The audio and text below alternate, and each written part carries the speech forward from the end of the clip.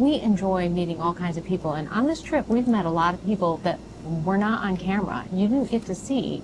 There was this woman that pulled into the campground last night. She comes walking over. She was like, hey, I'm your neighbor. And she's riding a huge Harley bagger. With full Olin suspension. I mean, this was a performance. And it had racing components on it and stuff, too. It was absolutely amazing. She had just ridden in she did a whole New England loop and came back down, and this was her last 2 nights before she went back home in Asheville.